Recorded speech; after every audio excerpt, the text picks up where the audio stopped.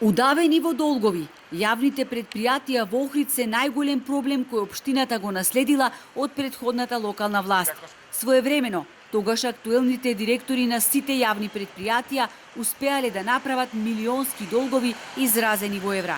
До овој момент, вкупниот долг на сите општински јавни предпријатија изнесува 497 милиони 600 илјади денари или околу 8 милиони евра. Повеќе од половина од вкупната сума е долг на јавното предпријатие Водовод. Судбината на ова предпријатие кој го снабдува градот со вода е неизвестна, бидејќи должи приближно 5 милиони евра. Потоа следи јавното предпријатие Билјанини извори со долг од 1 милион и 200 илјади евра. Трет е Охридски комуналец со долг од 978 илјади евра.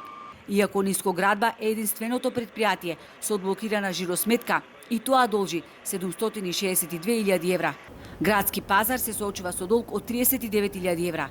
Најмалку должат градски гробишта 16 илјади евра. Многу е тешко да се работи со блокирана жиросметка и да се реализираат проекти. Дополнителна тежина е што јавните предпријатија блокирани работат со судска финансиска рамка. Иако последнава година повеќето работат со позитивно салдо и постепено го намалува долгот, тој се уште е висок. Градоначалникот Пецаков отворено коментирајќи ги приликите кои ги затекнал, додава дека единствен излез гледа во намалување на бројот на јавните предпријатија. Тоа за него е најголем предизвик со кој ќе се фати во костец.